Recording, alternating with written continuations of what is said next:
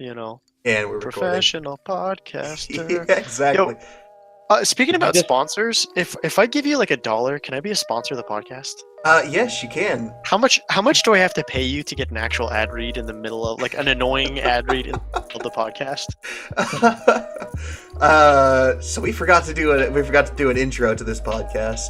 So this is the Not Important podcast. This is the Not Important podcast with Jeremy, Reid, and Derrick. Hi, I'm Reid. Hi, I'm Reid. Oh. Oh God. Now everyone's confused. I am also Reid. Okay, let's. All right. Yeah, no, I'll edit that out. No, keep it in. Keep it in? Keep this in too. Okay. But I'm Reid. I'm Derrick. And I am Jeremy. And I'm Reid. And welcome to On the Spot. No. Oh no, we're gonna get copyright strike now. All right. Okay. Enjoy the show. Thank you. We are live. Nice. Okay. So this is the podcast. Actually, I decided a name. I don't remember if I told you guys or not, but I'm going with the name Not Important Podcast. I mean, yeah, you told me that last week. That's right. I did tell you.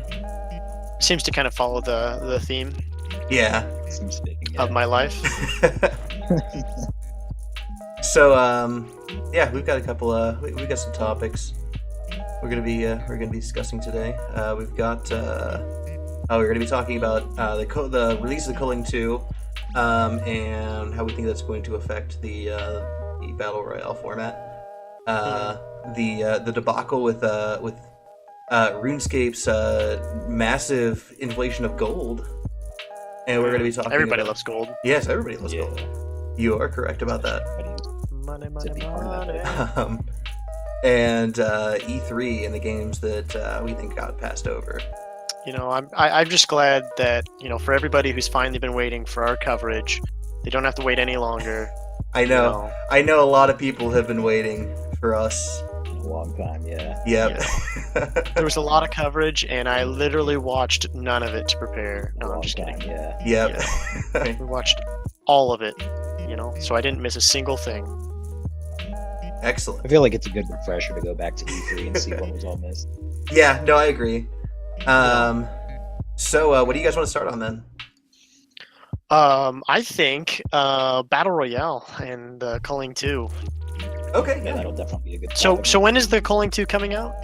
That's a very good question. When is the Culling 2 coming out? I don't know. I think, didn't it come out actually last? Yeah, it came out. It was like the quietest launch of any game. Yeah, so it was amazing, because did you hear, I know you heard, Reid. Derrick, did you hear like what actually happened with that launch? No. So the game came out, and it was just an absolute train wreck. Within the first, 19 hours, they had 2 concurrent players. What? Yeah, no, the player base dropped doesn't off. Even sound real. I know, that was the thing. Like, was it like server issues, or no? Everybody just stopped playing. Like a whole bunch. Yeah, I've actually got a picture of it up. 48, or what is it here? Yeah, they have 24-hour or an all-time peak of 249. And playing an hour ago, at least as of the time of this picture being taken, there were 2 people playing an hour ago from that. I mean, that has to be like some kind of bug. That's awful. Yeah, if that's not a bug, that's crazy. Or just like maybe like it just popped up for like half a second. See, that's right. what Yeah, hearing. That's a harder nosedive than No Man's Sky. I didn't think that was possible.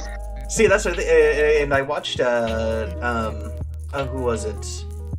Critical. Yeah, I watched a Critical video about it, and he said the same thing. He was talking about like there's only one other person playing this game right now. It's me and him.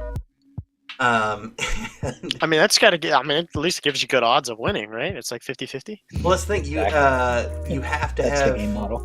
In the the other person was a Chinese bot. Win every time anyway. Well, in at least in the Culling 2, you have to have 30 players in order to start a game. So so they couldn't even start a game? Yeah, he couldn't even start a game in that because there was only one other person. He couldn't find the other person while he was playing. At least like some of the like shitty like battle or PUBG clones at least filled their games with bots. Right. You know? Yeah. So it's like No, I don't but know. At since, what like, point is your game like so shitty that it's better that they don't play it? See, and this is the well, thing. I it think that's seems- kind of the general consensus at this point. Yeah, and let me pull up some of the reviews here, because I know people were absolutely trashing it. It's gotten an overall very negative rating on Steam, and IGN. Gave I've it a 2 out of never 10. They seen called that it, before. Okay, so yeah, IGN gave it a 2 out of 10. They called it nothing more than a weak imitation of H1Z1 or PUBG. Yep, it has 156 reviews on Steam, rating it very negative. It had released on July 10th, 2018. Let's see, top review. This is not the Culling. It contains no elements of the original Culling. It's more a bad ripoff of PUBG and H1Z1. Do not buy. Do not give this dev team any money for this obvious cash grab. Very disappointing. I've played alphas that play better than this from Cafe. Jesus. Yeah. I think I heard yesterday that like somebody who gave a review, is a pretty funny review. They were like, the best time that I've had in this game was actually like stubbing my toe trying to install it. Like before I installed it, stubbing my toe on my desk. Jeez. Yeah, no, hard. Critical had said something similar, like while he was just wandering around, he just mumbles to himself, "This is the loneliest multiplayer on Steam." I mean, this kind of what happens though when like there are waves that like come in gaming, and people Right. try to capitalize and get money on it, and so it's like, you know, that game might suck, but I'll bet you like somehow they're probably still going to turn a profit because they like invested so little in it. You know what I mean? It's entirely plausible. Yeah.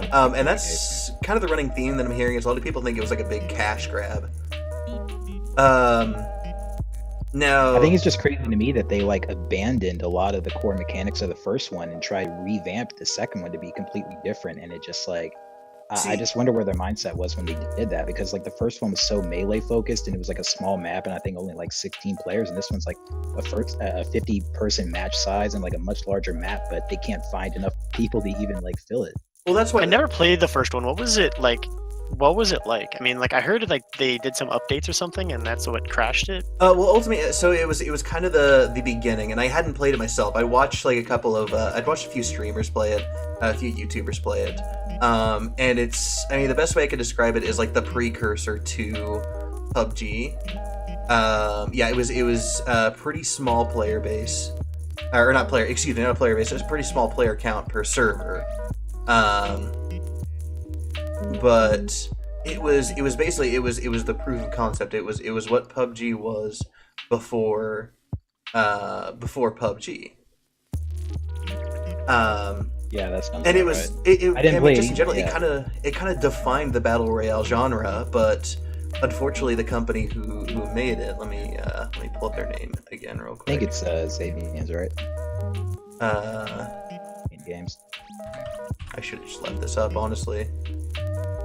Yeah, Xavier, you're right. They were making all these changes, and they weren't listening to the player base who was saying, "No, we don't want these changes that you're making."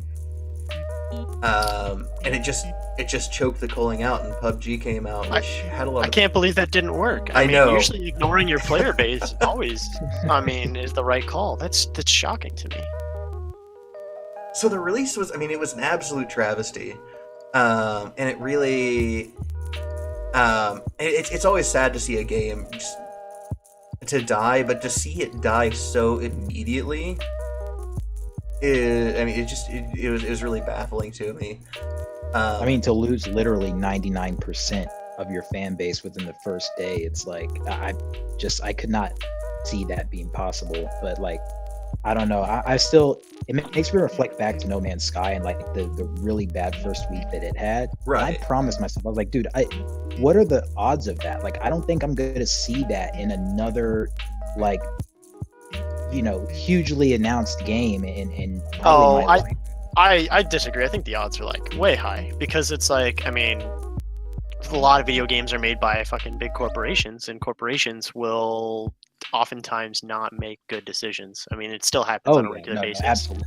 I'm just So talking it's about like- it in terms of like like a 90 to 95% player base decline in the first week, because that's like Right, that's that's- extreme. Well, I think there's just a lot of money in the video games industry, and so it's like people, like some corporations or like companies can afford, just throwing out. It's like the people just throw shit at a wall and see if it sticks, and they don't care if That it is like fucking. definitely true. Instead of taking their time, really developing something that they know is going to be good, putting in the work.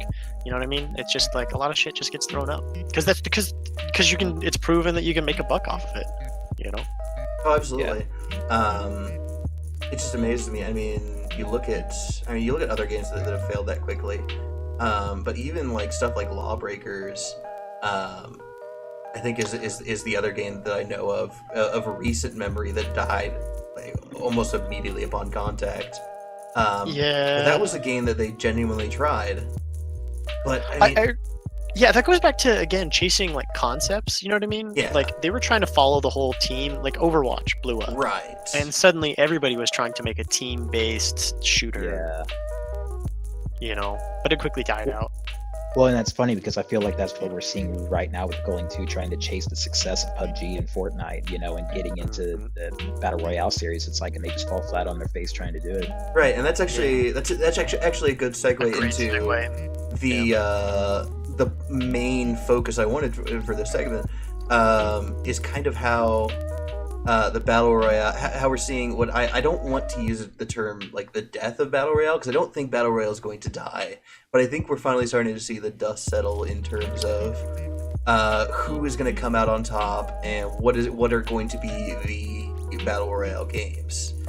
Yeah. I mean, it's still. I mean, I don't think the dust is quite settled, Mhm. but we're starting to see the outliers. Funny enough, it's almost like a battle royale, so where it's all like, Yeah. there's like 100 of these fucking games being thrown out there. All the weak ones are being fucking culled, or sometimes they're just fucking unlucky and maybe they didn't advertise right, but they don't get the player base and so they die. Right. And we're I've starting never to see. heard it put that way. That's a very good way to frame it. It's like the Battle Royale of Battle Royales. And I can absolutely see what you're getting at with that. So, no, it doesn't necessarily mean that there's only going to be one standing at the end of it, but I'll bet you it's probably like, it's going to tighten up a little bit, at least until the next fucking big thing comes through, Yeah, I mean, obviously, you brought up Fortnite and PUBG, and I think, just the way that PUBG has been declining, I don't think we're going to see PUBG around for too terribly much longer. I don't know.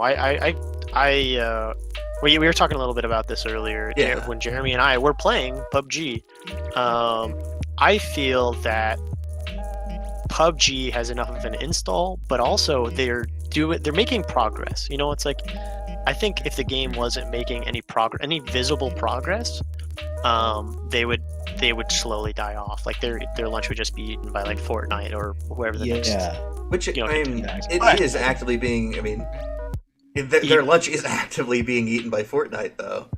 Well, but that's just the division. The pool of player base is so big. I think it's just going to divide into what flavors of Battle Royale. Like PUBG is going to satisfy the more like The tactical hardcore shooter fans. Yeah, people who want something that is more akin to like an original like player unknown style Battle Royale. Battle Royale.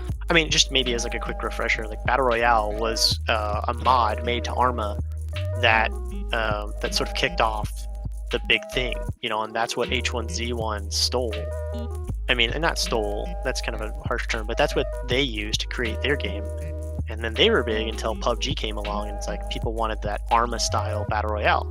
And then Fortnite came along, and they're like, oh, hey, we're an actual company that can put actual resources into developing a fully complete, smooth running game. And I think that it's like different too. Well, I think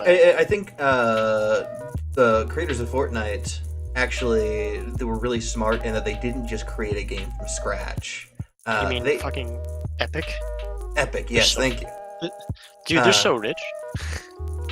Yes, and they could have made a game from scratch. They could have just made a new game, but instead they took this existing game, which had a following. I'd heard of Fortnite before they got the Battle Royale update.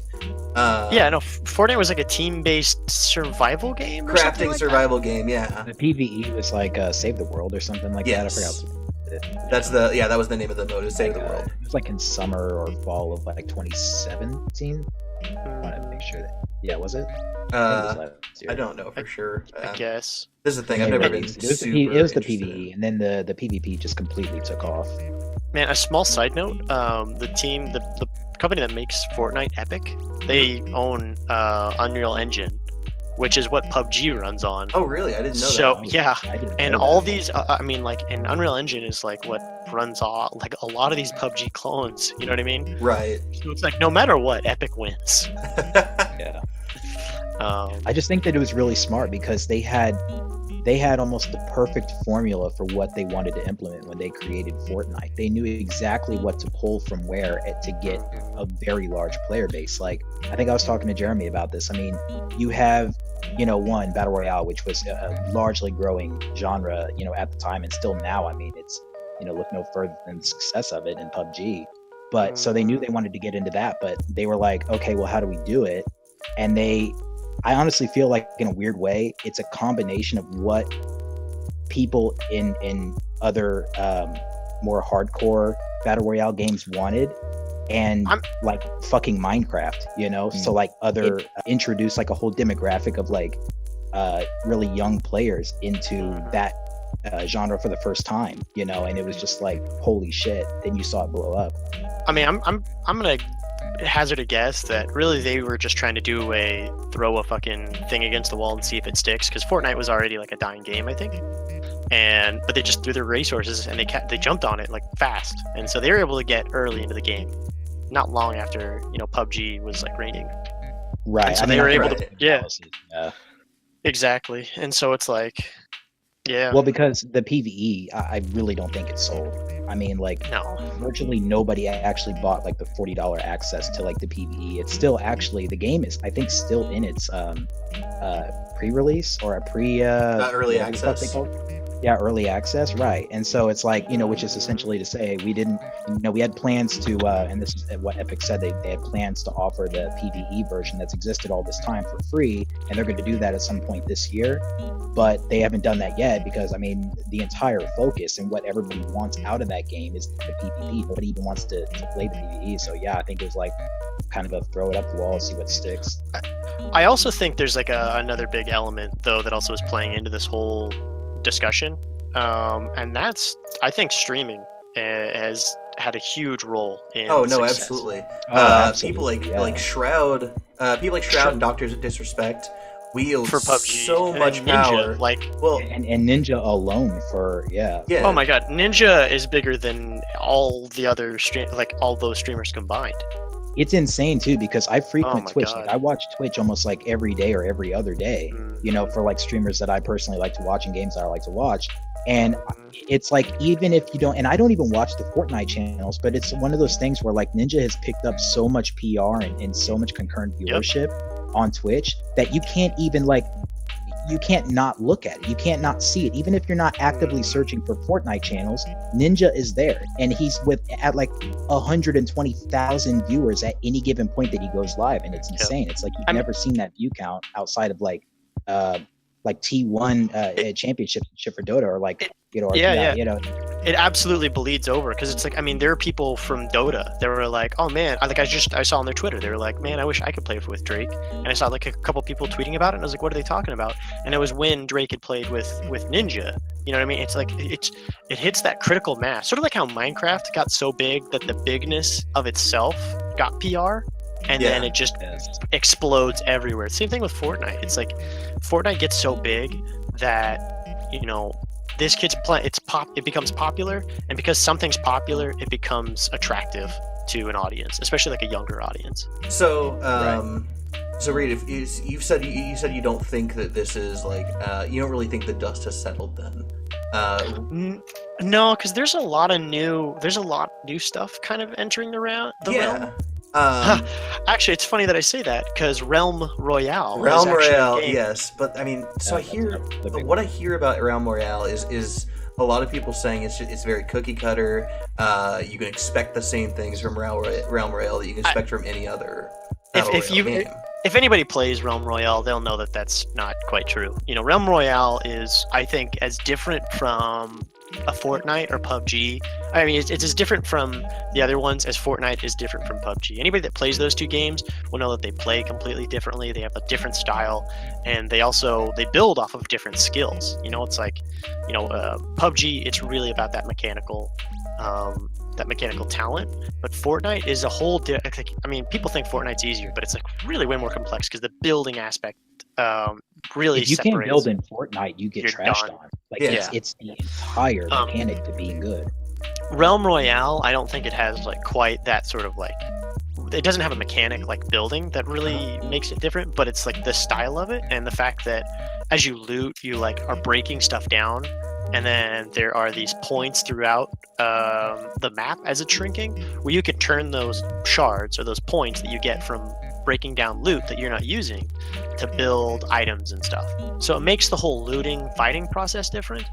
And it has like this almost like fantasy feel to it that really makes it aesthetically feel very different. So yeah, I agree. And it's being well developed. I think we've seen even just in the past like couple months there have been a lot of big updates to like change and modify stuff. It's still like super new, like sort of like primordial, if you will, but it's looking like it's got big name streamers saying that, hey, this could actually be a game, which if you get a big name streamer like Shroud or Ninja saying something like that, then some kid down the block is going to be like, hey, did you hear about this? You're going to get an influx of players naturally. There was a point when it initially launched where I think every big Fortnite streamer was going over to it to see what it was about, and they eventually ended up going back to their games, of course. But like, I think it has some promise to it. There are definitely streamers that went over there and stayed. Yeah. There's not too much information since Steam Spy is kind of out of the game, but Realm Royale I think is getting like similar play numbers that Fortnite got when Fortnite launched. So it's like, I don't think it's going to maybe follow that curve all the way to the top because it's not as, I don't think the studio behind Realm Royale is as big or as well developed as Epic. But you know what I mean? It's like a mainstay, and at its core, it's not a bad game, and they seem to be listening to their fans, which always helps. Helps. Like you said, like Epic has a lot of resources. Yeah, I didn't know the thing about them owning Unreal Engine, but I guess it would make sense. But yeah, the craziest thing, there's, say what you want about Epic Games, but one thing that's undeniable about them is that they have very good customer feedback response. They have done as much as they can to listen to the needs of Fortnite to make sure that it doesn't stall. And I don't think that it's going to be in a forever, upward. No change comes without controversy. Right. Yeah, exactly. But it's just that, I've seen many games try to handle the needs and the responses of like certain criticisms and things that are going on within the game, the issues, in a pretty negative way, and or acting pretty indifferent towards it. I think of like Niantic, like Pokemon Go, and the complete shitstorm that was. But then but hey, they came back. I've seen so many fucking Pokemon Go players here. Oh yeah, very recently. It took like 2 years. But that's maybe that's a discussion for another day. Yeah, I agree. Yeah. But it's. And there's some other new ones. We saw a lot of people just kind of turning. Fractured Lands is the one that I've actually got an eye on. Yeah, what's the one that looks like Mad Max? Fractured Lands.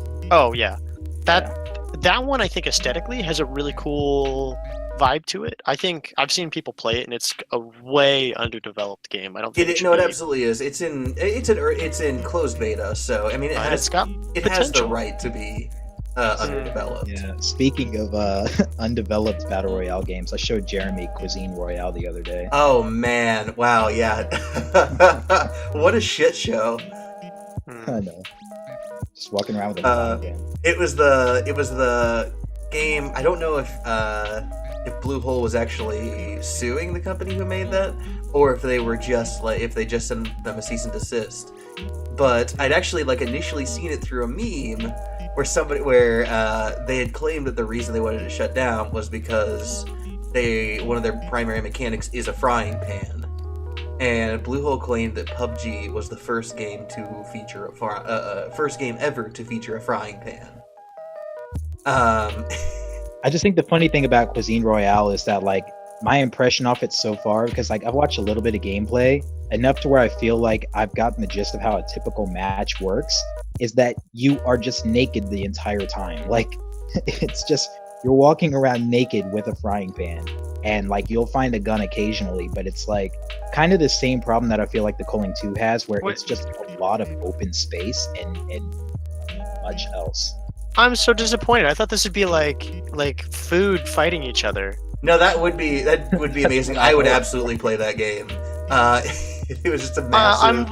I'm actually fucking infuriated. I wanted to be like a steak. Fucking Cuisine Royale, like, duking it out with an ice cream like cone. Fucking, like Kitchen Nightmares, like competition, like chef competition game. See, that was what I initially thought it was when you described it. I figured it was like a small scale battle royale like oh my god, this is rough. Like you could cook food to heal yourself or whatever. I came across that game because Shroud tried it. Like I guess one of his viewers tried to get him to try it, and he played it for like a match, and it was just like, what the fuck is this? And he's just, wow, this is trash. Yeah. So what do you think? What do you guys think? Especially you, Reid, since you seem to be on the side that this fight isn't over yet. What do you think the next big comer up is going to have to do to come out on top? Come out on top? I don't know if anybody can come out on top per se. At least be a real competitor. I think people like familiarity, and in the end, it's like people can only play so many games at once. It's like I might play a little bit of these different games, but I'll probably mostly end up coming back to PUBG or my other mainstay games. So what'll probably end up being is that you'll have like maybe 1 to 3 games sort of at the top with the lion's share, and then you'll maybe have like a couple more sort of picking up the scraps, people who might play a game because they like that and they find they're good at it, right? And so you get like smaller player bases, which I say small, but that's probably like maybe several thousand, as opposed to Fortnite, which is several million, which is still sustainable for a video game company. Oh, absolutely. And I think that's probably where it'll be. I think a lot of the wheat will be separated from the chaff in the next couple of years. Is like people will throw their hat in, they'll get their quick buck, and then they just get out, and then people will be sick of those things. They won't buy games like Cuisine Royale. They'll just only play the ones that they know, and then the Battle Royale fad will pass, and you may have, and then by then it'll just be maybe like 4 or 5 that exist at any given time. Yeah. Well, and to the defense of like the longevity of PUBG, what did we hear from E3? We heard that they were going to port it over to the Xbox One, right? Or they had plans on. It's already on. It's already been ported over. Really? They just had announced. They just showed a trailer, which hinted at further updates and stuff, including like new items. Gotcha. And so they also announced a new map. Yeah, I think as long as they can constantly give something to kind of refresh things, it's like when PUBG came out with a new map, that completely changed PUBG. It's like the style completely changed, like the accessibility of loot. It made PUBG feel like the game it was supposed to be. And I think if they can keep that. You're referring to Sandhawk, right? Sandhawk, yeah. It's like a small sort of like like a small Southern Asian map. It was a ton of fun. About a fraction of the size of the normal larger maps. Super small. It's very intense. Games are a lot faster, but if they can keep making maps, and it doesn't even necessarily have to be within that same feeling, but if they can make a map that makes me as happy playing it as I was happy when Sandhawk came out, then it's like, then they have legs. Like the PUBG has legs because it's got a decent player base. And has the potential to keep feeding its audience what it wants. Well, yeah, and as long as it can do that, it'll last. See, this is my thinking, and honestly, this is despite the fact that I said, and I still stand by this, that I think that we're finally starting to see things kind of settle down with Battle Royale. I think that the real way that a game is going to be able to make a name for itself in the Battle Royale genre at this point is they're going to have to do something to dramatically change play style or encourage multiple play styles. This is the thing with most games, with most Battle Royale right now, you see 1 or 2 play styles and that's it. Yeah. like for PUBG, for example, you see either long range snipers or guys trying to get in buildings as quick as they can and have these. Yeah, I mean, I think the different maps encourage different play styles. Sure, I mean, to an extent, but I mean, at the end of the day, I play Sandhawk the same way I play Erangel, the same way I play Miramar. Maybe that's not a problem with the map. Maybe that's a problem with you. It's entirely plausible. But I mean, I seem I would to see other players play them their way as well. I've seen a number of different people play. I mean, even just me playing with other people, like playing with our friend Matt. Matt has a completely different play style than me. Yeah. Much to my chagrin. But I think it's his style is viable, you know. And because I tend to maybe more emulate like a streamer's play style, which is to run and grab guns and try to use my ability to fight, which is often doesn't work because I don't have nearly the skill of any streamer or whatnot, and so I end up dying, but I end up having fun because that's the playstyle that I fit into. Right. Matt likes to play a more studied and careful playstyle, but there have been games when, because my objective is different, instead of trying to have fun immediately, I want to actually win the game, my playstyle completely changes, and it's still, I think, fairly viable. It's all just kind of I don't know. But I also think, the maps change that, at cover and whatnot. If a map is covered with cover, it's hard to just snipe from a long distance, Ultimately, I mean, what I'd really like to see is I'd like to see a battle royale start to take liberties with mobility and how you can interact during a firefight. Yeah. I think. Oh, you mean sort of like Titanfall? A little bit, yeah, like Titanfall, or what I was actually discussing with Derrick the other day was I thought it'd be interesting if there was a futuristic, and it doesn't necessarily have to be futuristic, but that's just kind of the core base I went off of it. But a futuristic battle royale where you're all space marines, and throughout you going through the map, you can pick up different packages. So, for example, you might find a heavier package that allows you to use larger weapons, but hamstrings your mobility. Meanwhile, another person might find something a little more akin to, like you said, Titanfall, where it drastically increases your mobility, but makes you a lot squishier, a lot easier to kill.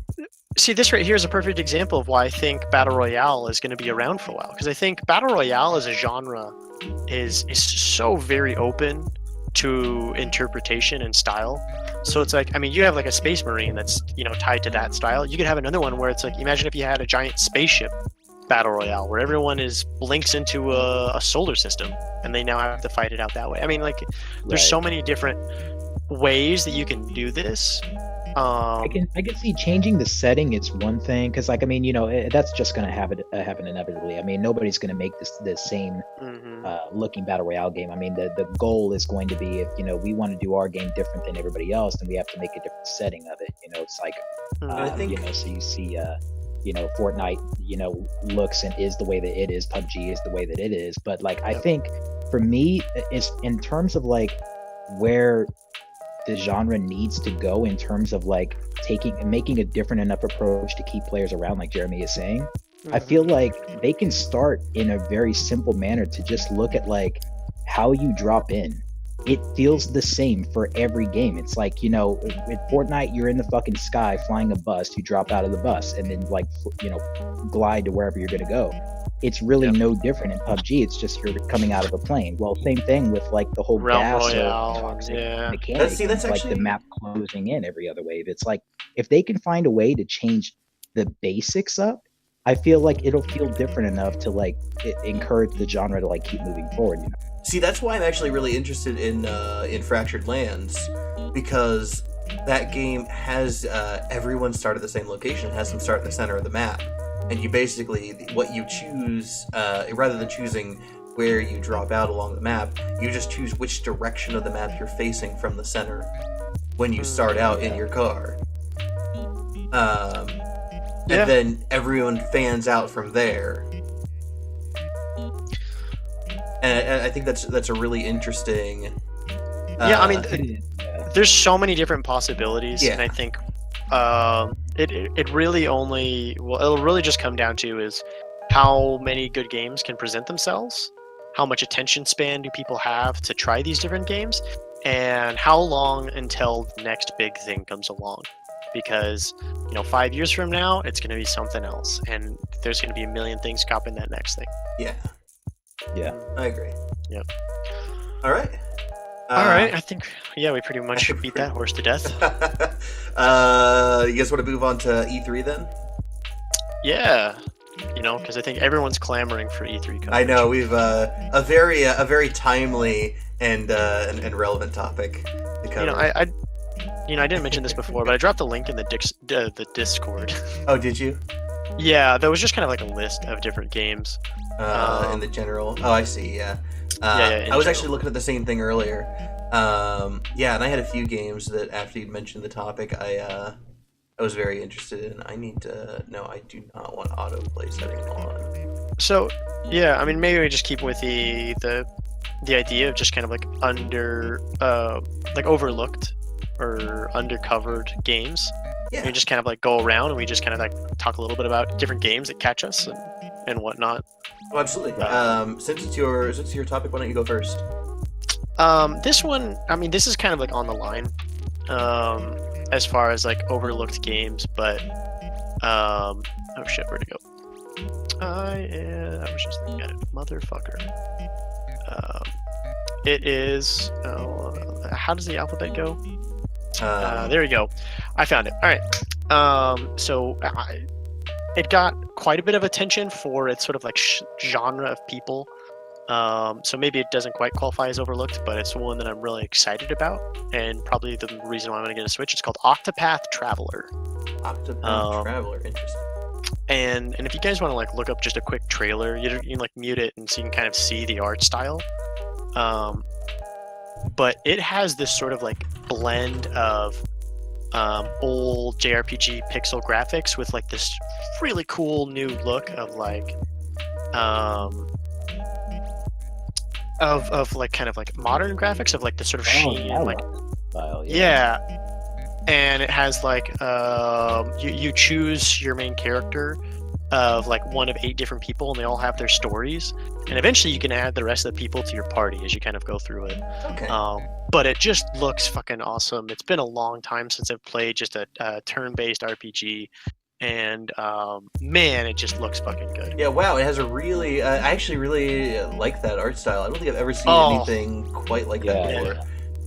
So from the perspective of it, looks like it's a 2D side scroller. Am I correct in saying that? Yeah, I mean, it's like it's almost as if you blended a 2D side scroller with like a 3D. Like I'm trying to think of like Final Fantasy VII, something like that. Yeah, or like even like the new Pokemon games. But what do you call it, like a Tomba or whatever?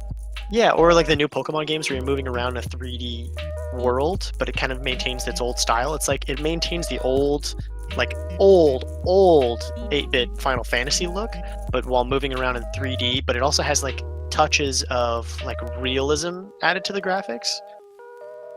It's hard to explain. If anyone's listening to this, please like look it up and you'll understand. Yeah, no, the images are doing it a lot of justice. So the shading and the shadows. Yeah, I get exactly what you mean. Oh, it looks so good. Yeah, it actually does look very interesting. So it's Octopath Traveler. Looks like it is out now for the Nintendo Switch. I do not have a Switch, otherwise I would be fucking playing this right now. I know, yeah. It does look really cool. I actually, when you mentioned it, I wasn't sure what to expect, but it does look very interesting. I'm genuinely surprised. And with 8 starting characters, maybe it has a lot of replayability. I'm not sure. I'm pretty sure that the worst thing about this game is going to be trying to figure out which of the 8 people to play as. All right. But yeah, that's my first one that I wanted to throw up. Okay. Derrick, you want to go? Yeah, so, I mean, well, I'm kind of looking at the list and trying to, like, recap everything that I remember seeing at E3 that I was excited about. There were definitely a lot of, like, the big players that I think everybody was, the big names that everybody was excited for. But in terms of like smaller stuff that wasn't really covered all that much, it's really weird that I'm saying this, but I'm actually kind of excited for Mega Man 11 because like Really? I've been out of the Mega Man, like as far as like the core Mega Man games go, I've been out of like the old like 8-bit Famicom style You for a mean while. Mighty Number 9 didn't do it for you? Yeah, exactly. Yeah, no.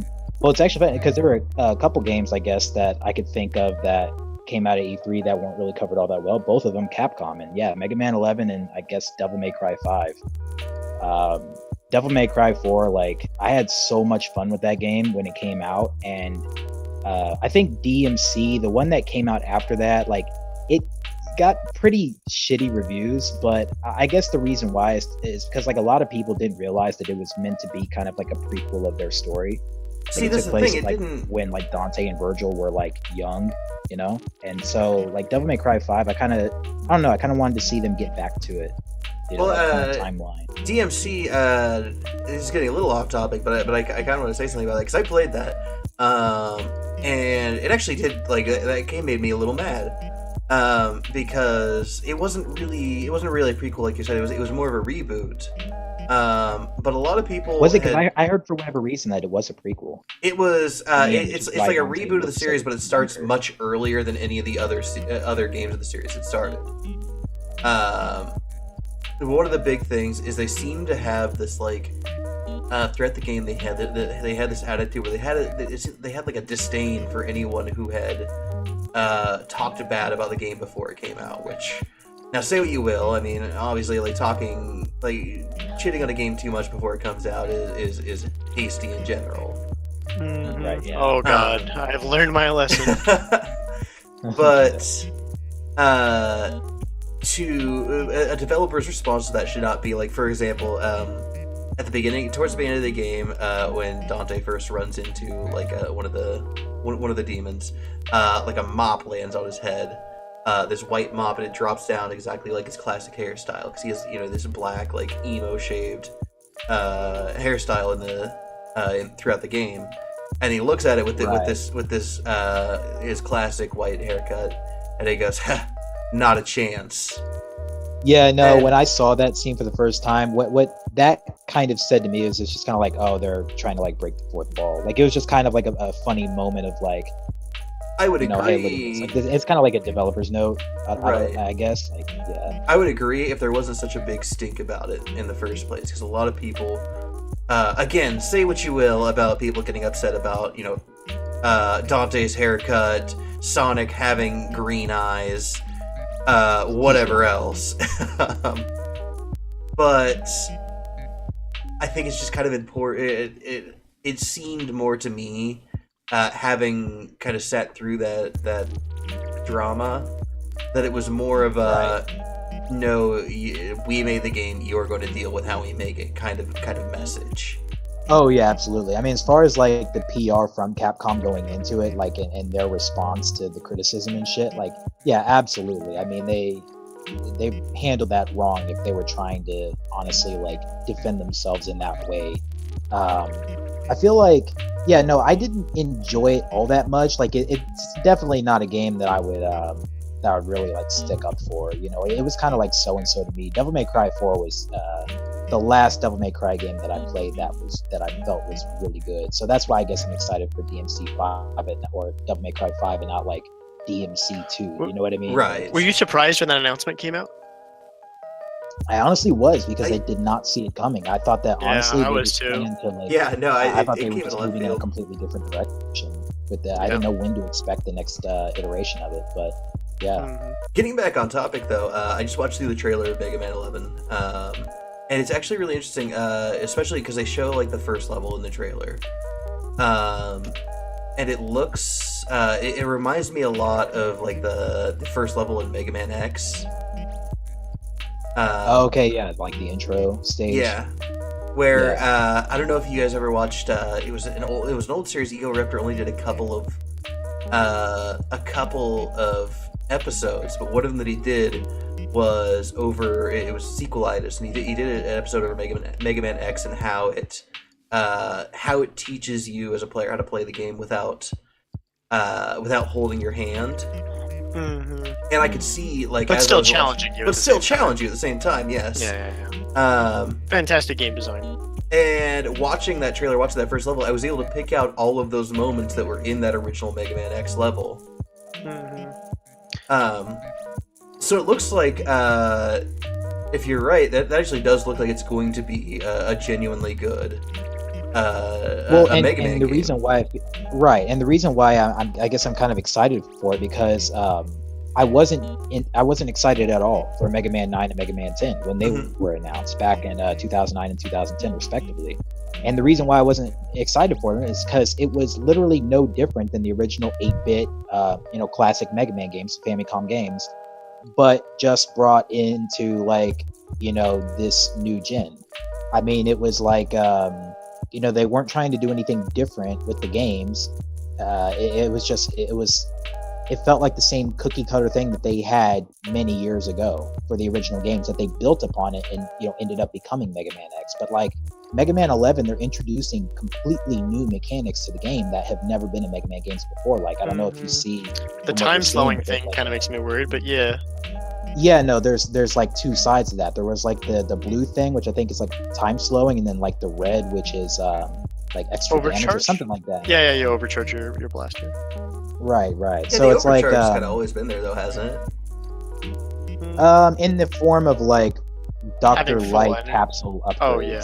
Right. Yeah.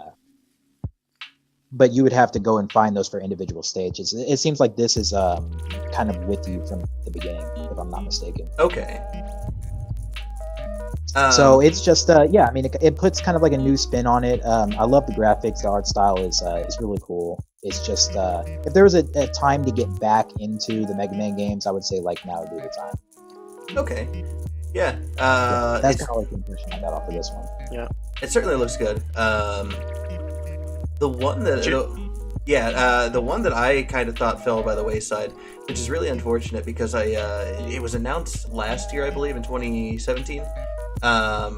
Maybe it was announced earlier, but I might have missed it at that point. But Super Mario Party, I know.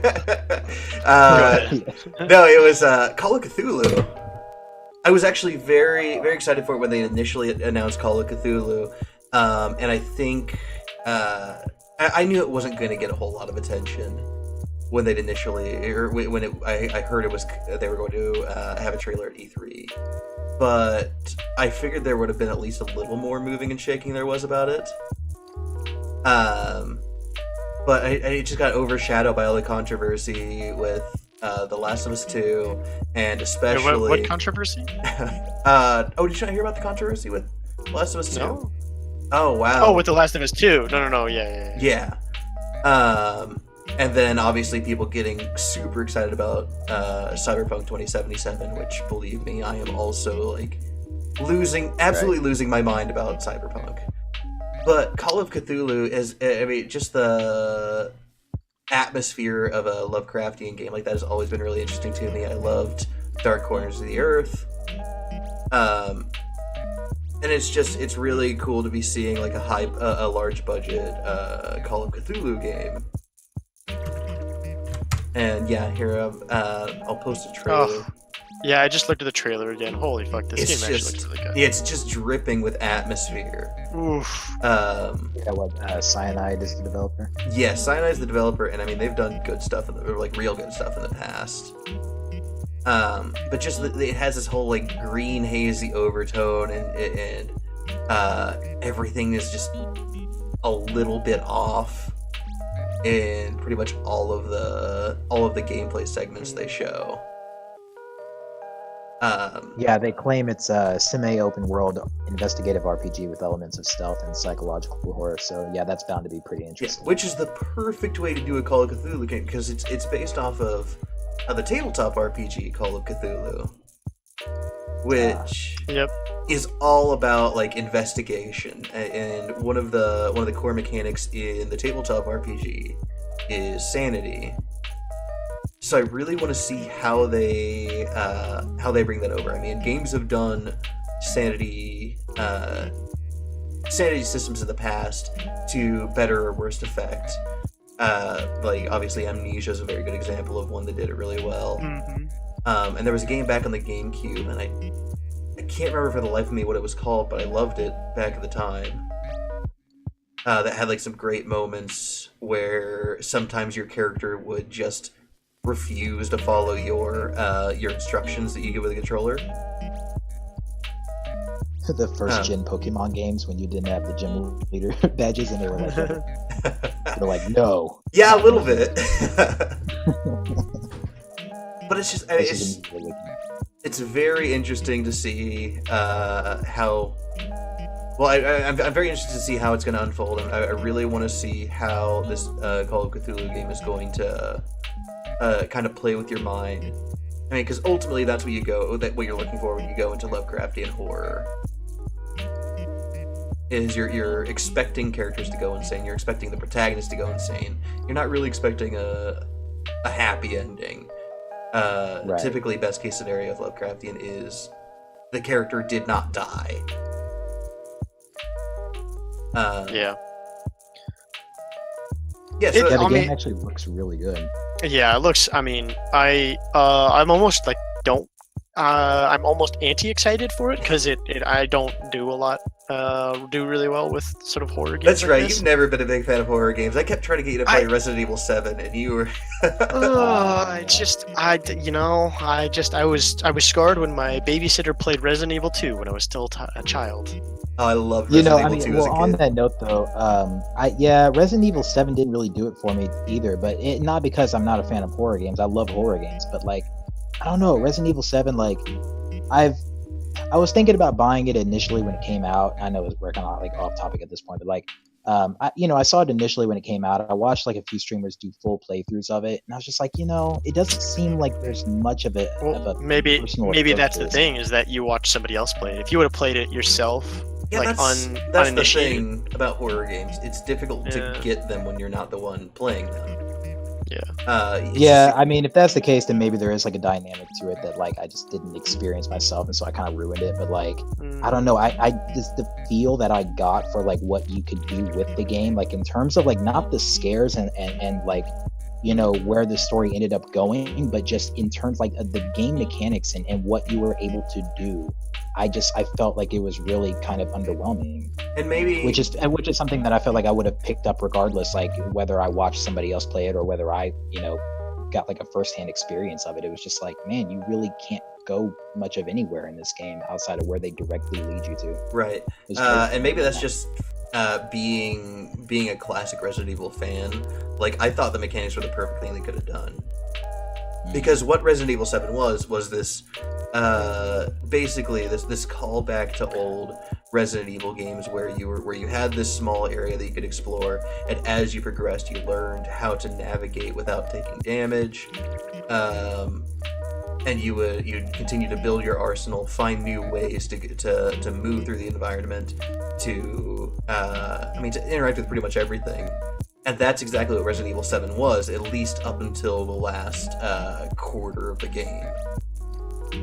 It was this, it would introduce you to an area, and when you first start out, you have no way to really move around it, but as you explore, you find tools, you find keys, you start opening new ways to access different places, to work your way around the enemies. And the fact that for the majority of the game, they even called back to the way Nemesis worked in Resident Evil 3. And that you're constantly being hunted by one of the family members in the game. And they could just show up at any time completely unscripted and throw a wrench in what you're doing. Yeah. Alright, let's not get too far off topic. Yeah, I agree. I think we're ready to move on to your next one, Reid. Oh gosh, I'm split between two, but I'm just gonna say one. Okay. Real quick. I'll say one real quick, and then I'll get to the other one. One, it feels really weird to say that this was overlooked, but I think there were so many big, I think this announcement came in early, and there was just a lot of really amazing stuff that came after that. It just really, I think everybody fucking forgot about it, because when I talked to people about E3, no one ever brought it up. Red Dead 2. Yeah, that shocked me. I thought that was going to be the big game. Yeah. I think it's because there wasn't a big gotcha thing with the trailer. Maybe it's because we're so close to launch I and they're thought- holding the cards. But yeah, that one didn't kind of. I thought it just gotten I feel like overshadowed maybe by the the lack of controversies. response about it, in that week was probably. Do you think it was maybe Rockstar kind of holding out? Like I say, I think maybe it's because we're maybe closer to launch and Rockstar's trying. I mean, they just kind of gave us a trailer that showed us a little bit, but it didn't really show us a lot. Yeah. I think they're still holding a lot of the cards close to the chest, and maybe once we get closer, we'll get a feel for it. But See, this is what at least what I thought. I figured the main thing with it was it had the unfortunate pleasure of, like I said, being being announced alongside The Last of Us 2 and Cyberpunk 2077, both made by and all of Bethesda's announcements too. and all of Bethesda's announcements. Man, I cannot tell you how hyped I am for the new Doom. But just this. Is there a new Doom? I didn't know. There is a new Doom, Doom Eternal. I know. I'm just, I know. I won't shut up about it. But just being announced alongside these darlings of the industry, games that people have been waiting for years. Yeah, it was a pretty decent E3 in my opinion. I think a lot of people brought some really crazy stuff to the table, and it unless you were fucking in it and doing something really cool, it was hard to stand out this year's E3. Like impossible even. Yeah. There were a lot of big boys at E3 this year. I mean, not even games that really exist yet, like the Bethesda announcements. Those like fucking Elder Scrolls 6 that got way more coverage than Red Dead, even though it doesn't even exist. Starfield as well. Trailer. Or is it Starfield? Yeah. Was that the name of the game? Yeah, Starfield. Oh, I'm so excited for Starfield. But we don't even know what it is. That's the insane it's part. brand new. People are Exactly. That it was like losing their brand mind. new, yeah. We won't get too far. So the actual game I want to talk that I'm excited about is actually Hitman 2. That was one of the ones I was considering talking about as well. We only saw like a little bit. Mostly they showed off a level, but I think the graphics look pretty nice and shiny. I think Hitman is a franchise. They found their niche by releasing episodically. I'm excited for a full game to kind of come out again. I like Soldier 76, 60, 47. I like the creative kills. I like the playing missions over and over again. Absolutely. And I'm excited to see because it's almost like Splinter Cell. They always tend to kind of do the same thing, like to keep to tradition and the things that we love about it, but improve upon it in small ways or add new features that make it interesting and a little bit different. So see, and that's the best way I think you can do a Hitman game. Honestly, it's not the kind of game that needs like fundamental changes to its core mechanics. I don't think it would do well like that, and I think Hitman Absolution was them learning that lesson. Absolutely. But just like you said, keeping the core concept and then just making slight adjustments to how you interact with everything. Man, I'm just really excited for it. And looking at, just looking at the, I'm watching the trailer right now. I think it comes out in November, right? Yep, November 13th. Yeah, so 4 months. The environments are really pretty. I'm trying to hit games that are either already out or going to be out this year. Okay. Because, no one really likes talking about games that we're never going to see for forever. So, right. But yeah. That's my. Those two are ones that are kind of neck and neck for me, right behind Octopath. Okay, yeah, I can definitely see it, and yeah, no, it's a really beautiful looking game, but I mean, yeah, absolutely. Ultimately, it's Hitman. There's not really a whole lot to say about it, which is a good thing, but a bad thing at the same time. Yeah, exactly. And like I say, unless you're doing something crazy or changing something up, or punching, Hitler, you're not going to stand out at E3. Yeah. Not I this mean, year. just ask Now Wolfenstein. Even if you do punch Hitler, you don't stand out. Man, now I really hope I'm gonna be severely disappointed if Hitman 2 does not have a Hitler punching mission. You've hyped me up now, Reid. Oh man. All right. So yeah, Danny, what do you got? Or Derrick? Why did I say Danny? Gosh, yeah. I didn't even I'm the dude, Danny. Yeah, no, I was looking at this list. I was like trying to think of where the second one that I was thinking of. Oh no, Tales of Vesperia. They announced it was a really short trailer, but it was actually the original trailer for the game that had originally released back in 2008.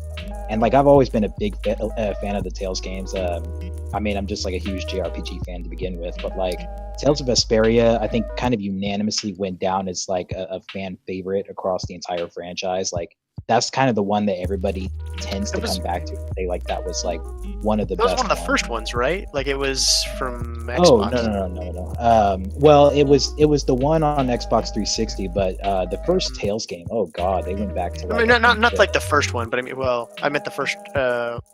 It's really hard because the releases are also out of whack because they get released in Japan, and sometimes like that's like newer ones will get released in the United States before ones that came out forever ago.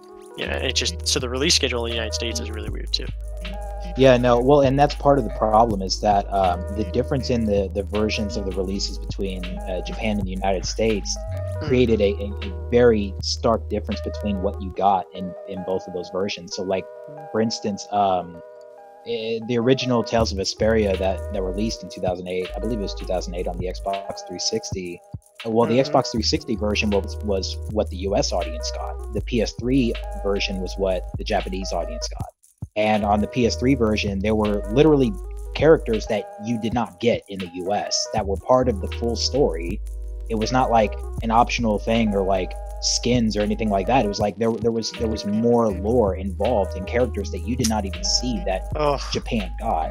And in a single player JRPG, a story-driven JRPG. Yeah, which is just like, unacceptable. That's a huge middle finger. Yeah, exactly. Oh my and so the definitive edition that they announced at E3 is essentially like reparations after all that time. Like finally the US is getting the version with that Japan got like 10 years ago. So it's like it's kind of a middle finger that I even bring that up, that I'm excited for it, because it's like shouldn't be, but yeah, I also kind of like rediscover the game in like I guess in a way that we never were allowed to begin with. So no, I'm excited. I've played a little bit of the Tales games, and Tales of not Vesperia. What's the one before Vesperia? Vesperia?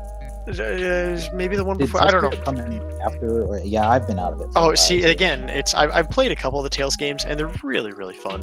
I look forward to someday when I have unlimited amounts of time and money going back and playing them all. Yeah, this is the thing. I've never played a Tales game before. I kind of have this relationship with JRPGs. I like JRPGs, but JRPGs do not like me very much.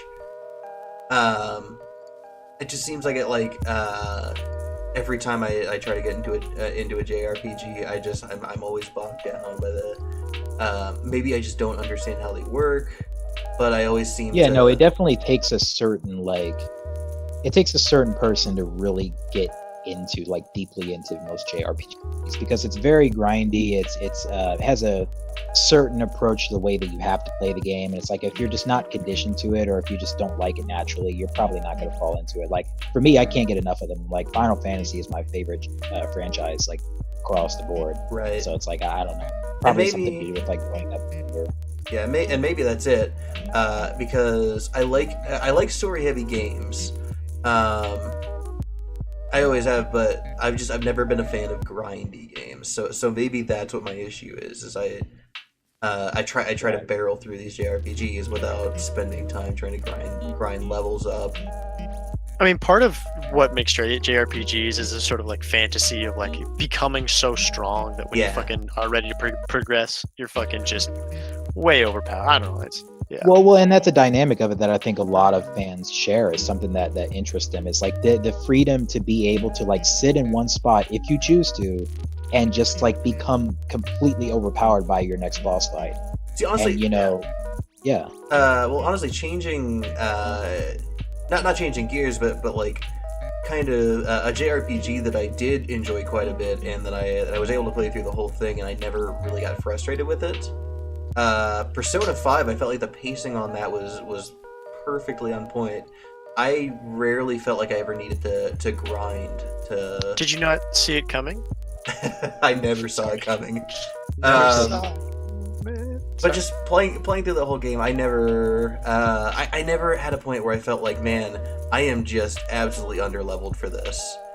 Mhm. Well, and I feel like it's a good thing to discuss the difference in certain JRPGs. So typically, like, JRPGs can be categorized in a number of ways, but like I think two of the most prevalent differences that JRPGs will have is like either having a turn-based system, right, or like just a free kind of like a free action like real-time battle system, and that's what the Tales games have, right? So it's different than Final Fantasy in terms of like the first like I don't know 12 Final Fantasy games that were all turn-based. Tales games are just kind of like, you know, it's open combat, it's free combat. You know, if you can string together combos and whatnot, like, I mean, you can just completely juggle enemies. You don't have to like wait for your turn. And I know some people who are like into that aspect of it, like they'll get into JRPGs for that. They don't like the turn-based games, so they stay away from those. So like, I think there's an aspect of it too where it's like, it's not just like whether or not you're a fan of the genre or not. It's like, are you a fan of turn-based or not? Okay, that actually I didn't know that. And I do like kind of like open combat, like so the action RPGs functionally. So that actually does make me interesting. I might check out Tales of Vesperia then, because I was not aware. I assumed because it was a JRPG that it was going to be turn based. That's just what I've been exposed to. Right, exactly. Yeah, no, it's pretty cool. At least I find it so. But I mean, it's still going to be a matter of taste. Yeah, Right. I guess if you're not really conditioned to play JRPGs, if you don't like the grindy aspect of it, and that's still definitely a heavy part of the Tales games, then yeah, you're probably not going to be too much into it. But no, that's just that was another game that I was looking at that I was kind of excited about. But yeah, it still really sucks that it's like we're just kind of getting something 10 years later that we should have got 10 years ago. You know? Right. So. Yeah. I think the last one that I'll bring up then was actually, and this is another one that I was surprised that it didn't get more attention than it did. But Metro Exodus actually looks fantastic. Oh yeah, I forgot about that. See, Right. yeah, that's my whole thing. I cannot believe that people are forgetting about Metro Exodus. Like, Yeah, that's crazy. Oh my god, I'm even now. It's like I'm looking at the list, and there's still like so many games. there really are. Like stuff that I was like, oh well, yeah, that's not overlooked because I was so hyped about it. But then I was like, oh, I forgot about it because there's 50 other fucking games. And there were, It's such a good E3 this year that there Yeah. are a number Oh of my games that are really good, that stick out in our minds and like make us excited when we remember, that were just completely overshadowed because there were so many other good games. I even think Yeah. stuff like you had mentioned, Derrick, like Ghost of Tsushima, that just got completely overshadowed, despite the fact that it looks like a fantastic game. That despite the stuck fact out that- to me. Yeah. Well, and despite the fact that Sony, that was like one of their big four, what they were calling it, that they were going to release on stage at E3. Yeah. It was like, that was one of their big four, and yet it was actually overshadowed, or undershadowed, I guess. Yeah. But I mean, Metro I Exodus, feel like half the games that came out would stand out at other E3s. oh, absolutely. But Metro Exodus, I mean, just looking at this, it's everything that I loved about the Metro series. Just the really tense atmosphere, the weird like cobbled together guns, but it's got like kind of the same thing with like the predecessor to the Metro series was, you know, the Stalker games, right? Yeah. I've always been a big fan of. I've been a big fan of Stalker as well, and it feels like it's these two games that have always had this like strange connection, finally coming together into one really awesome game.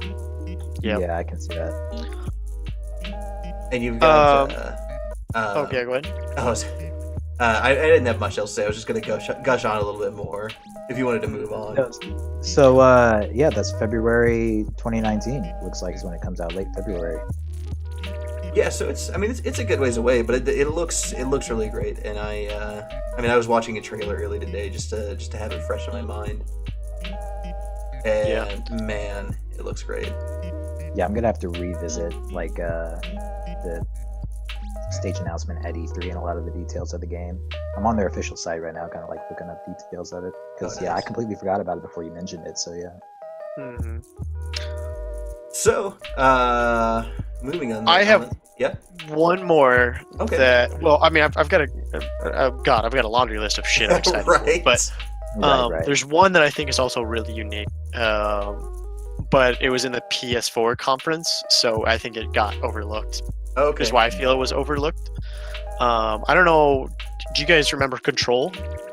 Control, no. Look up the trailer right now and tell me if it doesn't look like a fucking like Half-Life 2 meets Portal meets fucking. Oh my god, this game looks so fucking good. And I don't remember and it's got a 2019 release date, which is kind of why I put it further down my list. I gotcha. But it just looks fucking awesome. We haven't seen a lot of like direct gameplay. We've only really seen the trailer and what looks to be gameplay in the trailer, but like the HUD's removed, so you're not sure exactly how it'll actually play. But it has like some gravity mechanics, and it has some weird floating bodies, like almost like Death Stranding. Oh man, Death Stranding's another one. It's cool, but it also seems to maybe be like a puzzler in addition to an action game. It's very interesting. Like, I've already got a lot of questions because I'm seeing like the way her gun is reacting to something. Yeah, it's like her gun has a heartbeat, but then there's like I say, also it reminds me a lot of Portal because it looks like she's constantly inside of a facility or inside of a fucking I don't know. Yeah, but she's throwing stuff around with like telekinesis and fucking It reminds me a little bit of, and I don't know if you ever played this. Reid, you might have. But Antechamber? Was that the one? Yeah, that was the one. It was like a puzzle game. He controlled time. And stuff. Antechamber was a puzzle game that was all about perspective. Yeah.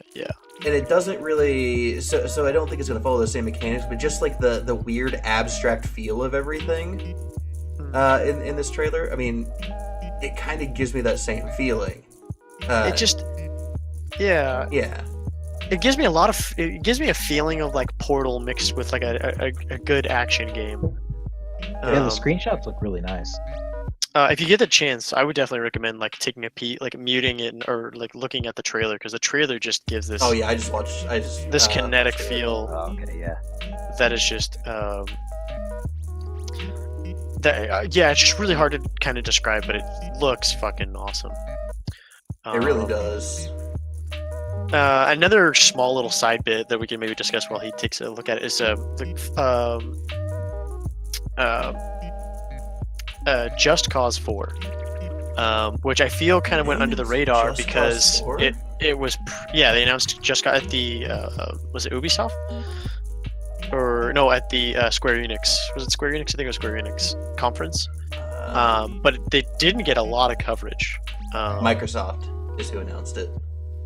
Oh yeah, but I mean, I think they covered more at like the Ubisoft or the Square Enix thing, but they mostly just kind of glanced over it. But I love that franchise.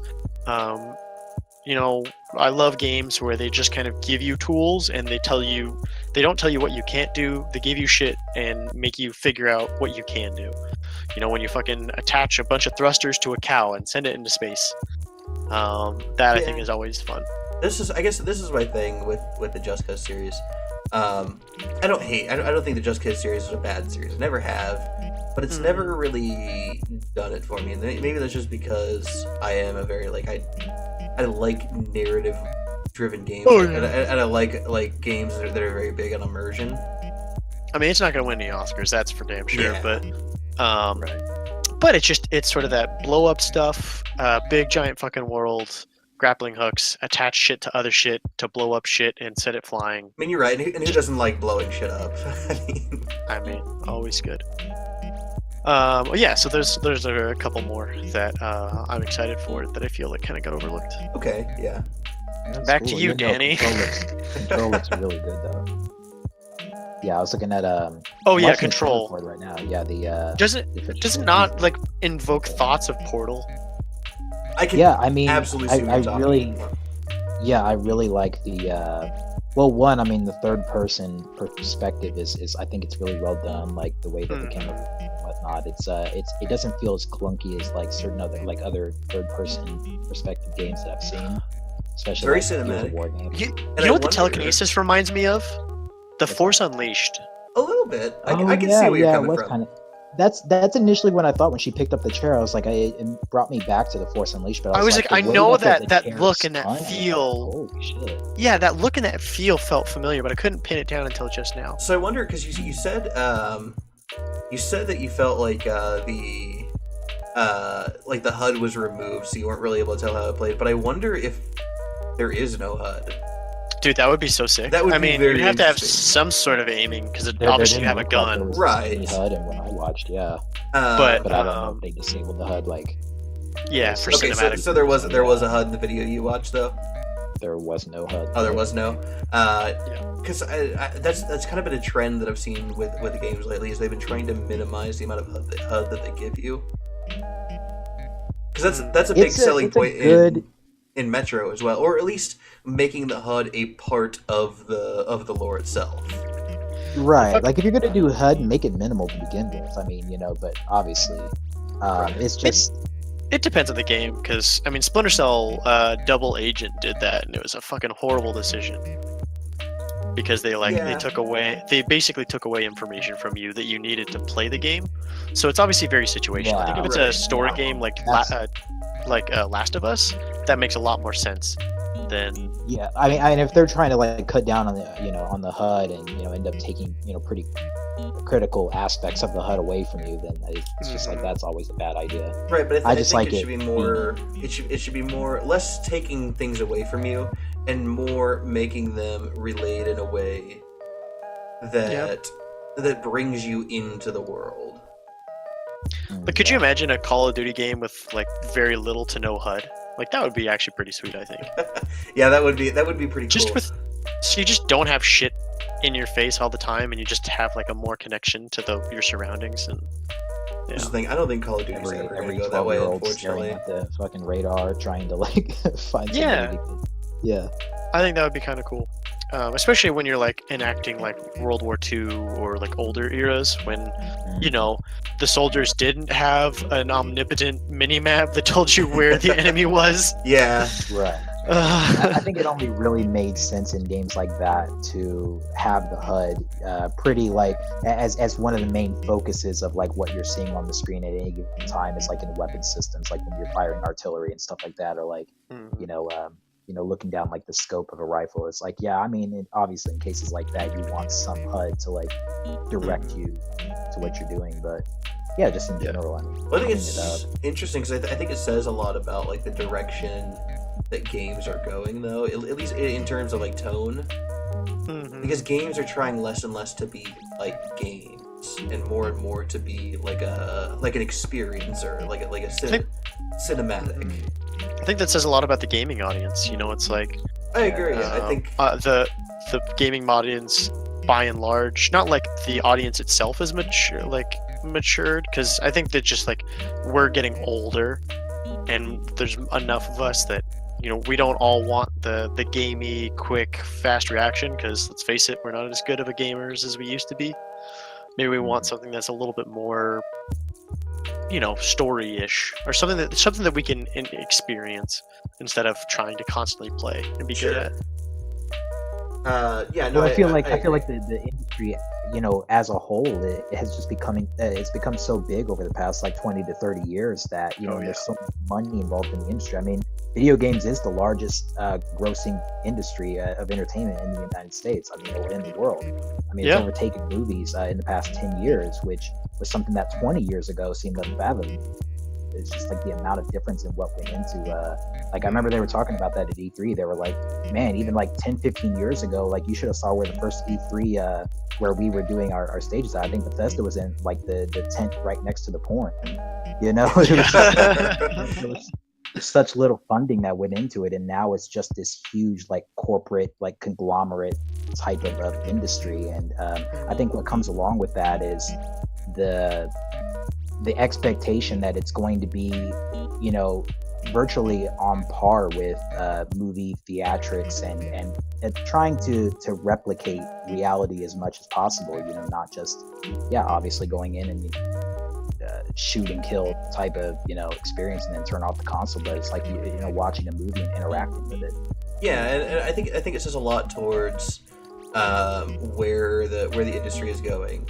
Especially, I mean, the fact that we're having there's an active debate as to whether or not video games are an art form. It's been going on for a few years now. Really speaks to how the medium has matured. And gone from basically, you know, Pac-Man and Pong and these things where it's a game. Space Invaders. Yeah. Out to like Crash Bandicoot, things where they're still very clearly games, and now we've got things like The Last of Us, which I have a hard time saying it's not a piece of art. Just this, I mean, it's a very emotional experience that very clearly has a story to tell and moves the player, the viewer. Yeah. Like I guess I can't see the differentiation between that and any other form of art. Right, definitely at this point. That's. I mean, in certain games, I think are more art than others. Sure, Not all, absolutely. Like Rainbow Six. I mean, I love the game to death. I'd have a hard time calling that art. You're right. It varies game to game, but the fact that there are games like that really shows how the medium has evolved. Yeah, no, absolutely. Maybe just to kind of get back on topic. Yeah. Derrick, do you have any more games that you feel were overlooked that you're excited for? Yeah, there were, but I closed the list down. Yeah. That's all right. I think we should probably get moving on to our list. I've just got some quick fire ones. Okay. Dying Light. Naturally. The first Dying Light, I think, was solidly a good game. I think it itself got overlooked by a lot of people. Dying Light 2, I think, has some new mechanics too, including like a sort of like an actively developing world based on your choices that I think I like that. I hadn't heard gives about it some legs. Let's see. Also, a new Forza. I like Forza because it's a good balance between simulation and arcade. One of my coworkers will not shut up about that game. And Horizons continues to play on that. It's a pretty good team that works on Forza, so I'm looking forward to that. Where is the other one? Mutant Year Zero actually looked really interesting to me. Mm-hmm. Oh, and then I've got some really quick indie games from from Microsoft, because I think Microsoft actually, I think, better than everybody else had a better indie showing. There's Harold Halibut, which I think has this really kind of like stop motion look to it that I think looks really cool, even though it's a video game, and it seems to kind of have like be very story driven. Kingdom Two Crowns is like a side-scrolling city building, tower defense, exploration thing. Dead Cells looks like sort of a Metroidvania. I have that one actually. Yeah, that one's actually a lot of fun. It is like you said, it's a Metroidvania with not a permadeath system. But basically, but there's like loot and stuff you can find. Yeah, there's loot and stuff that you find, but if you die, you lose that loot, and you go back to the beginning of the area. Now, now anything you've done in the game to like open up different areas will still be available to you, and every time you die, you can upgrade your character with, actually, excuse me, not every time you die, but you can go back and you can upgrade your character throughout the game, and when you die, you keep those upgrades. Mm-hmm. And then the last indie game is Conqueror's Blade, because I love Mountain Blade and it kind of has this feel. Basically, you're literally with that one. it's a game where there's like a bunch of units on screen, but they all seem to have like, it's not like fucking Destiny Warriors or whatever that shitty game is called. The AI actually has like, Oh it seems to have boy, good AI. you're picking a fight with me on Dynasty Oh, is it- Warriors here, man. Or Dynasty Warriors, yeah, whatever the fucking. Man, I love. Everyone knows what those games are. I grew That's up with the not fucking- Dynasty Warriors franchise, though, man. That's my childhood. But Conqueror's Blade seems to have the power. Dynasty Warriors game in the past like 10 years. But yeah, Conqueror's Blade looks like a fully developed what Mountain Blade would be if it was like a modern game. So that looks really good. And then the last game I want to add is fucking Rage 2, because I know it got absolutely. coverage, but I'm excited because it looks like Bethesda might have learned from the last Rage release, and hopefully it's a really good game. See, that's exactly And what it feels not like as- watching that trailer. Yeah, not as sort of like flat as the first, as kind of I think the reveal was. I don't think it had a great showing at E3. I think it should have been better, but hopefully it's better than what we saw. I mean, it looks Yeah. good, but I hope it's great. And Super Mario Party, because actually I love that game, and I want a new one because, You want me to yell at you some more, is what you're saying. well, listen, it's not my fault if you suck. All right, I'm We'll done. have this argument later. Okay. Moving on to our last topic. Derek, this was your topic, so why don't you go ahead and introduce it? Okay, yeah, no, this one was funny because when I was looking it up the other day, actually, I was initially turned on to this because there was news. I think somebody who I was watching a streamer on Twitch had brought it up, and then when I kind of like looked more into it, I realized that it was kind of like a big thing that was going on with the game. So to give a little backstory, I guess. RuneScape, is an MMORPG. It came out in like 2007. Well, the game's been, ever since then, it's been like on a steady decline of like player base because it's just, that's kind of like the MMO market today to begin with. It's just like on the decline. But RuneScape is it's still hanging in there, but it wasn't doing near as hot as I guess Jagex, which is the developer, had expected it to in fiscal year like 2017, I think. And so they were like, well, no, it was like back in like 2012, because then in like 2013, I think they took like a fan poll and they decided like to just, I think they had like the idea to just revert back to the original 2007 RuneScape for like nostalgia's sake and see if they could just cash in on that. Well, That's pretty much what they did. Yeah. There was actually a big push for it, wasn't there? There was a bunch of people that wanted that classic RuneScape. Well, and I think you're gonna find that across most MMOs. Like, I mean, there was the push for like vanilla WoW Right. in player base, and they ended up doing a server off of that. But yeah, so like old school RuneScape, it came out in like 2013. It's been like 5 years now. Well, apparently last week, sometime there was there was this pretty big bug that essentially just ruined the game's economy. So it was like the first rollback since the game launched in like 2013, which is essentially like a system restore on your computer. I mean, where they had to like go back and completely undo the mess that happened with that patch update. But essentially what happened was like the developers were they were like working on a code for an update that dealt with pickpocketing, I guess. And like it involved producing like stackable pouches in your inventory that were like treated as coins, and when you died, the aim was like to convert them into real coins so that a player who killed you could get the value of what was taken.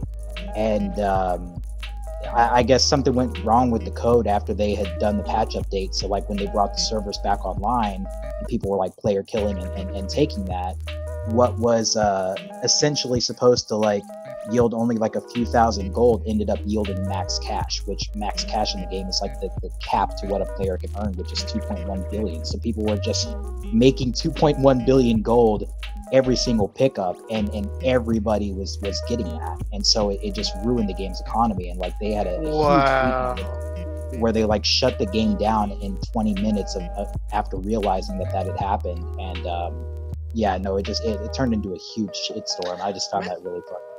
That'd be really bad time. Like, imagine you're playing that game and you're like, oh, I just got to run this errand real quick. You come back 21 minutes later, and it's all like, what the fuck did I miss? Man, right? Yeah, You like, missed the payout of a lifetime. Well, Yeah.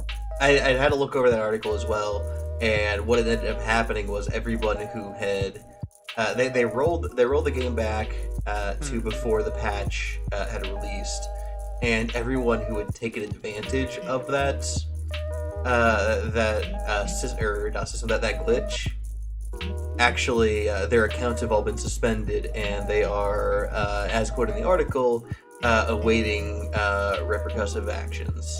That's fucked up. I mean, it's not their fault that you made a fucking. Well, it wasn't. So it's not people that just took the money. It was people that took the money and paid for, and used that money to pay for.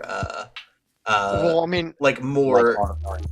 Basically. What am I gonna do? Just drop the money on the ground? And I mean, listen. So essentially, the people who just picked up the money, though, they didn't get consequenced, of course, because I mean, you're just kind of like part of that circumstance that you didn't ask for. But the people who picked it up, they were told by Jagex that because of that bug, they'll probably have issues saving their game. They may not be able to log in, which I mean seems pretty serious for an MMO, because I mean that could be like hundreds of hours of your accounts, like if you can't log in. Yeah, they said that they're trying. They have been working on that.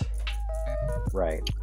It does make me wonder, though. It's like if they rolled them back, it's like how often do they save a backup of everyone's account that they can roll back? Do they only just do that pre-update, or I would do imagine they back it up? I would imagine they do a backup every single patch update, which there can be many patch updates in like any given major patch. There'll be like minor fixtures and like hot fixes and stuff like that. It's typically just hot fixes for like certain issues that come up. So I'm sure the restore point was not like too far away from what they originally or from in fact it may have been just right before they released that patch update that morning that had that gold bug in it. So but no, it's like it was just kind of funny because it's like how to destroy a game economy in 20 minutes. Right. Give everybody max cash. No, it's very interesting, and I thought the ironic thing about it was when I was looking through it, I saw that the point of the fix that they were implementing there was to stop gold farmers. Oh wow, no, I didn't hear anything about that, but that'd be funny if that were the case. Yeah, in the article you sent me, that's what they stated was that the patch, the intent of the patch was to stop gold farming, and duping. And they messed up the integers and ended up accidentally causing it to drop max cash. Yeah. On things that were only supposed to yield like a few thousand gold. Right. Tops. Yeah, so it happened. It was like countless old school RuneScape players were receiving this bug, and so it became a really big issue, and it got reported immediately, which is why I think they had such a fast response to like shutting down the servers. But yeah, they gave like no warning. They just immediately shut down the servers to fix it. Yeah, I believe almost immediately after the patch, like a large RuneScape streamer actually was one of the first ones to notice it. Ended up reporting it. Yeah, and apparently it only took them 20 minutes or so to revert back to the point before the patch. Well, it took them 20 minutes to get everything shut down. Was it 20 minutes after that point that the servers were live again? Because that's what the article made it seem like. It made it seem like they were. Here, let me pull the article back up live to double check, because what I at least what I understood from the article, and I could be wrong. I've been known to be that in the past. But at least the way I understood it was that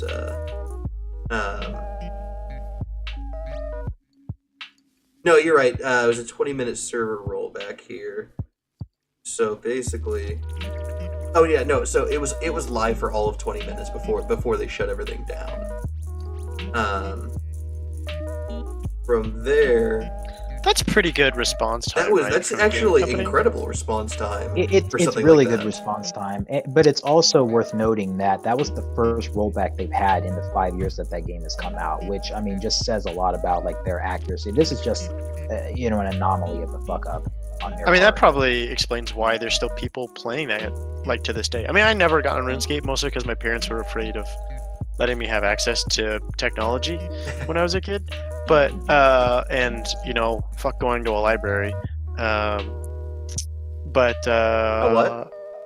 a library. What's That's that? what basically. Okay, touche. But I know a lot of my friends played RuneScape, even if I didn't play it. But it's like I know, like Jeremy and I both know people that play RuneScape pretty regularly. I would say. Oh yeah. Not like regularly, but like I mean, they will play a crap ton every once in a while. So it's I played a week of it in 2007, so like vanilla RuneScape, when a friend of mine at the time had told me that he was playing it because it was like a new game that came out and he was like excited about it, and he told me that I should make an account. So I played it and I was like initially just really not interested in it. Like it took a few years before I started to develop an interest in MMOs in general, but like that was the last time I played RuneScape, was like vanilla RuneScape, and that was when they went back to the old school RuneScape. dude, what if they released like RuneScape 2 when it's like this modern style like RPG? I mean, maybe not modern style. I Like feel the like a style lot is of still RuneScape RuneScape, but fans it looks like a new game. You know what I mean? Yeah, I feel like a lot of RuneScape fans would be really upset about that. I feel like that's part of the charm of RuneScape and why people like it, is it's this like early level MMORPG. Yeah, and you don't have games like that anymore. Like MMOs all kind of compete to be the biggest, to have the most features now, like any other game. Well, you don't, and I think I've talked to Jeremy about this before, but one thing I do know, being of MMOs, not like a big fan of MMOs, but like definitely understanding the audience, is that there's obviously like an inevitable shift where like I think MMOs are kind of losing traction to a lot of other genres, and they have been for years, but I think now MMOs are kind of on like a full decline. Like you really don't see even many of the popular MMOs like World of Warcraft and RuneScape holding up near the numbers that they used to, and I think right now like the biggest fans of a lot of those games are just trying to find like the next biggest thing. It's almost like they're refugees in that genre. They're just trying to like find where else to go, and that's why a lot of people were upset, not to get too far off topic, but that West, the MMO that just came out like not even a month ago, there was like a clip I was watching where like a streamer beat the game or whatever, and he was like expecting in-game content like is in most MMOs, but there wasn't any after he was level capped, and he was like legit crying about it. I was just like, oh damn, man, what game is that? I know what you're talking about. Oh, yeah, it was sad. like blessed or something like that. Yeah, well, and he was kind of the one that opened my eyes to the fact that, man, it really does suck for like a lot of those people who are such a fan of that genre, but it's like it's not coming back. You're not going to recapture vanilla WoW again. You're just not. That was like the I imagine once VR goes to the next level, I don't know. I can see it. See, yeah, I've had my eye on like if anything is going to do it, you're right. VR is going to do it. And that actually does, like, that reminds me, Orbis, actually, it seems to be, like, the only big MMO in VR. And I've been kind of keeping my eye on that. It looks really interesting. It's been getting good reviews. And I think it really kind of speaks to what, like, how MMOs are going to move forward, because just the ability to actually, like, be there. I mean, like any other game, I think VR can actually help pretty much any genre out. I mean, first-person shooters. Yeah. I mean, apart from like anything that relies on third person. It'll definitely make a number of genres more interesting. Yes. Sure. I'm doubting whether it's going to be able to keep it alive. Yeah, and that's the big question. It relies on companies being willing to take the plunge. I mean, it's such a hard prospect. I mean, it's such like a losing prospect for a company, because imagine like to make an MMO, you have to invest so much money to make a huge fucking world that like. Absolutely, yeah. And if you capture a huge market, yeah, you get like return customers, but really it's like people do that now with just like subscription services. Right. You know what I mean? Like Netflix and shit like that. I mean, I don't know. Or monthly passes. So I feel like, why do that when you can develop a game that's maybe like 1/100th of the actual size but like, you know, maybe like 3 times the quality and get way more money. See, and that's why you see a lot of MMOs now moving into a pay up front process and then microtransactions for well, if they're good games, then they're going to pretty much only charge you microtransactions for boosts and for cosmetics. Right. That being said, there are absolutely MMOs out there that abuse microtransactions like any other genre. But I don't know. It's very interesting to see how MMOs have evolved like that. Yeah. I actually have a self-imposed ban on MMOs. I played a fuck ton of video games growing up, and I knew that if I ever got hooked on an MMO, my life would just be fucking over. Oh no, I was real deep in Warcraft for a while. Yeah. It was not a pretty sight. The closest I've ever come to letting myself play one is play Destiny, which is MMO-ish. Yeah, Destiny's very lightweight though as an MMO. So I can understand that you probably even when you played it, you probably didn't feel like the inclination to get addicted because it was just But because I know, and I think maybe, like I say, once maybe VR expands upon it, like that's something that I think could capture a lot of people, bring in a new audience, because I think MMOs can often serve as a great means of escapism, which is a topic I'd really love to talk about in a future podcast. But and it's like everything comes in waves. Eventually you'll have people like me, like when we're all like fucking 50 or 60 years old, who knows, we want to go back and play an MMO when we're retired, you know what I mean, when we have all the time and none, you know, and all the cash, right? So who knows? Of course. Cool. Yeah, it just seems like it's one of those things where if you don't really have the time for it, then you really can't enjoy it well, because it kind of, the whole base model of an MMO, revolves around you keeping up with the content when it's new. Otherwise you get kind of left in the dust with, the player base who is past it at that point. So it's like, it's a constant commitment. I think eventually most people who like, for me, like, I was into Final Fantasy 14 for like a good 3.5 years after they revamped it in 2013, and at the very end of when I stopped playing it, I was just like, this is going to go on forever if I don't stop it, isn't it? So it's like, I just kind of had to break away from it. So that was kind of like my last MMO. I don't think I'm going to get into another one. I kind of know how that dynamic works, and you just need to pull away from it eventually. So it's like, just why not just not come back to it?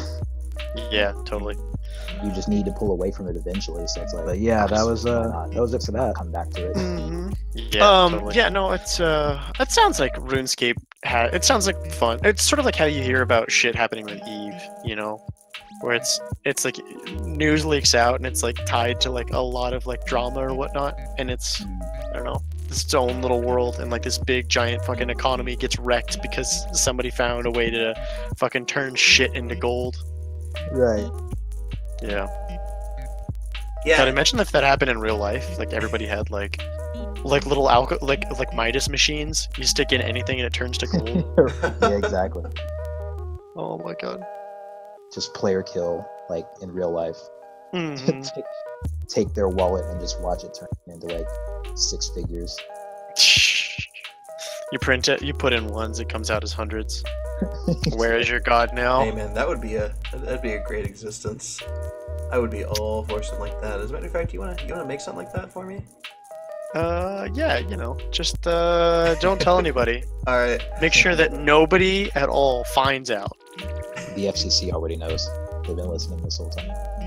The FCC won't let me be, or let me be me. Sorry, I'm gonna finish that before we get copyright striked. So, getting back on topic as close as we can. Developers of RuneScape, wow, great job nipping that in the bud. That was an absolute. That could have been way worse than it was. Just having that whole situation, all of that gold suddenly flooding into the economy could have absolutely crashed everything. Yeah, I mean, there's no way they couldn't not fix it. Yeah, It but would kill the Yeah, game. their reaction hopefully time. the issue for the people who were just part of that, who can't log into their game. Yeah, hopefully they dealt with that. Yeah. All right. But yeah, that's gonna about wrap it up for us, I think. Sure. What was that? I would say, do we have like some sort of official sign-off procedure? I don't think we do. I was gonna be pretty informal about it. Thanks everyone who is watching. This has been the Not Important podcast with Jeremy, Reid, and Derrick. We are on. We start up at 11:30 Central Time on Sundays as of right now. I believe Reid For the foreseeable future. For the foreseeable future. But thank you guys so much, and have a wonderful night. Nice. Later, guys. Peace.